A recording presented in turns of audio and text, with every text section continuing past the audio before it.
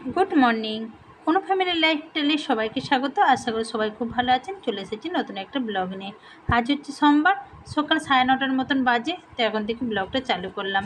তো সরি, 9:30 বলছি, প্রায় 10টা 10:30 বাজতেই যায়। তো এখন থেকে ব্লগটা চালু করলাম। তো সকালে এই যে সুসানাকে রান্না করে দিয়েছিলাম বড়া ভাজি। তো সেটাকেই হচ্ছে যে 3টে রেখে দিয়েছি, মানে ভাজা হয়নি। তো এসে এটাকে ভাজলাম, তো যাতে ওর বাবা হচ্ছে মুড়িও খেয়ে নিতে পারে আর সুসানা স্কুলেও নিয়ে যেতে পারে। যার জন্য একটু বেশি তৈরি করছিলাম। তো ওকে স্কুলের মতন দিয়ে দেওয়ার পরে এখানে আজ 3টে বেঁচে গেছিলো, তো সেটাকে আমি আবার বড়াগুলোকে ভেজে নিলাম। তো ভেজে ওপাশে ওর বাবা মুড়ি খাচ্ছে, তো তাকেও দিয়ে দিলাম। আর এখানে এই যে মার্কেট থেকে একেবারে মানে টুকিটাকি জিনিসও কিনে নিয়ে এলাম। তা টুকিটাকি বলতে সেভাবে কিছুই না, এই যে একটা হিঁচড় দেখতে পেলাম আসার পথে। তো হিঁচড়টা একেবারে নরম ছিল, তো যার জন্য এই যে হিঁচড়ে নিয়ে চলে এলাম। আর সাথে 4টা লেবু। এখানে সামনের না দোকানগুলোতে একটু দামই নেই, যার জন্য মার্কেট থেকে নিয়ে নিলাম। তো এধারে রান্নাবান্না হয়ে গেছে। রান্নাবান্না করে টরে নিয়ে কিছু বাসন মেজে টেজে নিয়েছি। মেজে নেওয়ার পরে আবার হচ্ছে যে ট্যাক্সগুলোকে পরিষ্কার করে আবার এদিকে কড়া আর একটা বাস ছিল, তো ওটাকে মেজে নিচ্ছি। আর একসাথে না হলে না বাসন এক কানে জমা হয়ে গেলে আর সেগুলোকে না মাজতে ইচ্ছে হয়। কম কম বাসন হয়, মেজে নিলাম, ঠিক আছে। আর না হলে অনেকগুলো বাসনকে একসাথে মাজতেই হয়।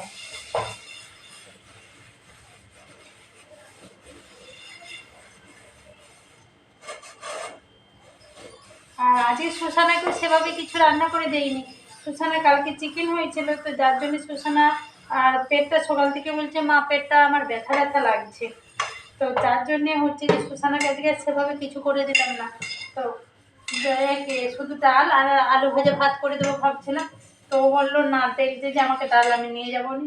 তো যার জন্যে ওকে বড়া ভেজে দিলাম, পেঁয়াজ আর আলুকে কেটে বড়া ভেজে দিয়েছি।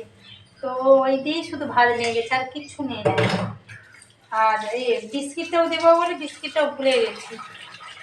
ভাবলাম যে ঘরেতেই ছিল না বিস্কিটটা, যে দোকানে কিনতে কিনতে বিস্কিটটা হচ্ছে যে এই দোকানে কিনতে যাওয়ার পথে হচ্ছে যে দোকানে থেকে বিস্কিটটা কিনে নেব। তো আর মনেই নেই, পালিয়ে গেছি। তো যার জন্য শুধু ওই আপেল আর ভাত নিয়ে গেছে। তো আসার আগে ভাবছি কিছু একটা খাওয়াটা রেডি করে রাখবো, আর না হলে খিদাতে এই করবে। তো এই যে বাসন টাসনগুলো মাজা হয়ে গেছে। আর কালকে যে সানডে মার্কেটে গেছিলাম, তো সানডে মার্কেট থেকে এগুলো এই নেতাগুলো না একবারে ছিঁড়ে এর মতন হয়ে গেছে। ভাবলাম যে ওকে ফেলে দেবো। আর এই যে তোয়ালা এরকম করে নিয়ে এলাম, তো এটাকে ইউজ করতে লেগে গেছি। তো এরকম নিয়ে এসে আর এগুলো 30 টাকা করে নিয়েছে। তো এরকমই নিয়ে এসেছি। তো এগুলোকে বেশ কোড়া টোড়া ধরতেও ভালো, অনেকটা বড়ও আছে বেশ, তো ভালো হবে। তো যার জন্য 2-3টে নিয়ে নিয়েছি।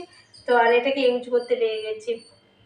আর সাথে একটা রুমা এই আমার একটা ওড়না নিয়েছি। আর কি নিয়েছি, আর হ্যাঁ ধূপধানি, তো সেখানে দেখালাম। তো এই ধূপ টুপগুলো যখন জ্বালি না ঠাকুরের কাছে, তো সেটা কি হয় পেপারেতে লেগে গিয়ে পেপারটা হচ্ছে যে পুড়ে যাচ্ছে। তো যার জন্যে হচ্ছে ওটা নিলে বেশ ভালো হয়। ধূপ ধুনোগুলো আগুনটা চারধারে পড়েনি, আর ঠাকুরের কাছে যে পেপারগুলো পাকাতে থাকে ওগুলো পড়ে যায়নি। তো যার জন্য ওটা কিনে নিয়ে এসেছিলাম। তো টুকটাকি জিনিস কিনে নিয়ে পালিয়ে এসেছি। এসে শুষানোর কারণ পোড়ানো হয়নি, তো পোড়াতে বসে বলে চটজলদি পালিয়ে এলাম। আজকে রান্নাবান্না এখানে যে আছে ভাত, ভাত, ভাতে করছিলাম। আর সাথে এই যে এঁচড়ের তরকারি, আর এখানে আছে মাছের ঝাল।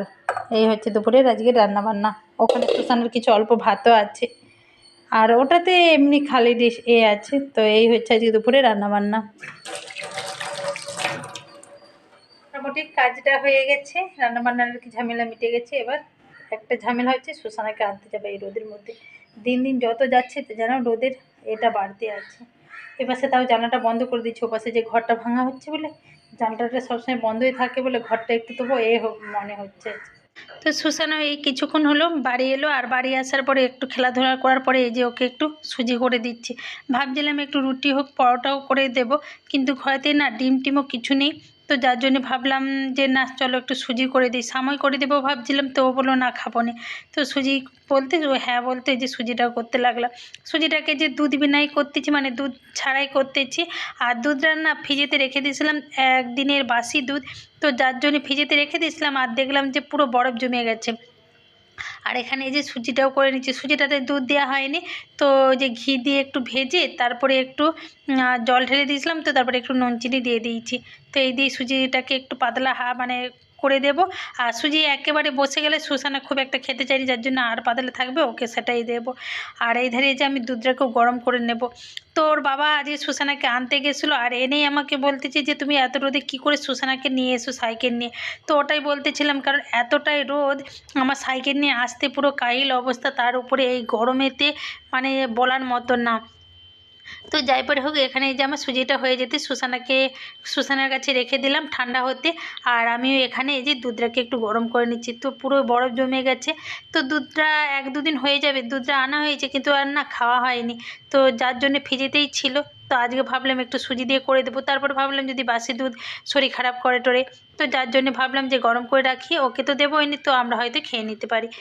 আর ছানা কাটিয়ে দুধ খাওয়া যাবে না, ছানা কাটিয়ে খেয়ে নেবো। তো আপাতত এখন গরম করে নিই, যার জন্য এই যে গরম করে নিচ্ছে। আর ওপাশে সুসানা ওই যে বসে বসে একটু ফোন দেখতে লাগলো। তো ওপাশে ওই যে ও আবার চালের উপরে বসে আছে, কারণ হচ্ছে ওর বাবা জাস্ট সুসানাকে আনতে গিয়ে চালটা নিয়ে এলো, আর চালটা একেবারে শেষ হয়ে পড়েছে। তো যার জন্য ওর বাবাকে বলে দিয়েছিলাম যে সুসানাকে আনতে গেলে একেবারে চাল নিয়ে আসবে। তো যার জন্য ওই যে চালটা নিয়ে আসতেই সুসানা ওখানে বসে বসে ওই যে চালের উপরে বসে বসে কার্টুন দেখতেছিল। তো এধারে এই যে সন্ধে হয়ে গেছে, সন্ধে 7:30 বলছি, এই 7টা হবে। তো এখানে এই যে সুসানাও পড়তে বসে, ওর খাওয়া দাওয়া করে একটু খেলাধুলা করার পরে এই যে পড়তে বসে, আর আমি এখানে বসে বসে এই যে তেল মাখছিলাম বলতে নিজে থেকেই আজকে তেলটাকে ফার্স্ট টাইম তৈরি করলাম। জানি না তেলটা কতটা আমি উপকারিতা পাবো, আর কারণ আমি ইউটিউবে দেখতে পাচ্ছি যে কারণ এই তেলটা সবাই ইউজ করতেছি, কারণ আমার চুলের অবস্থা একেবারেই গেছে, চুল উঠে দেখছেন তো একেবারে নেই, মাথা টাক পড়ে যাচ্ছে। তো যার জন্য ভাবলাম যে চলো ইউটিউবে যখন সবাই ইউজ করতেছে, মানে লোককে দেখতে পেলাম যে সবাই ইউজ করতেছে, চলো আমিও ঘরে একবার ইউজ করে দেখি। যার জন্য এই যে ঘরেতেই তৈরি করলাম। তো তেলটা ঠান্ডা হতে ডিবাতে ঢুকিয়ে রেখে দিলাম, আর যা উপকরণ লাগে তো সেই সব দিয়ে এই যে তেলটাকে তৈরি করছিলাম। তো বাটিতে এখনও তেল আছে, যার জন্য আর ফেলিনি। তো ভালোভাবে বলে আজকে মেখে নিয়েছি, তো 1-2 দিন পরেও মাখবো। আর ওই ধারে ও সুসানের বাবাকেও মাখিয়ে দিয়েছি একটু তেলটা, কারণ সুসানের বাবার চুল একেবারেই মানে হয়ে যাচ্ছে, যেহেতু এখানে না জলটা খুব একটা ভালো না, আর নোনা জল, তো যার জন্যে না চুলটা বেশি উঠে যায়। তো যার জন্য ওর বাবাকেও মাখিয়ে দিলাম, সাথে আমিও মাখলাম। তো দেখি যদি ভালো রেজাল্ট পাই অবশ্যই আপনাদেরকে তো কমেন্ট করে বলবেন, মানে বলবো। আর যদি আপনারাও এইভাবে যদি কেউ এই তেলটা মেখে থাকেন তো প্লিজ আমাকে কমেন্ট করে বলবেন, যে মানে অনেক কিছু ওই কারি পাতা ইটি দিয়ে মানে অনেক কিছু দিয়ে করে না, তো ওটা দিয়ে আমি তেলটা বানিয়েছি। যদি আপনারা কেউ মেখে থাকেন তো প্লিজ আমাকে কমেন্ট করে বলবেন। তো চলো আজকের মতো ভিডিওটা এখানেই শেষ করছি, দেখা হচ্ছে নেক্সট ভিডিওতে। সবাই ভালো থাকবেন, সুস্থ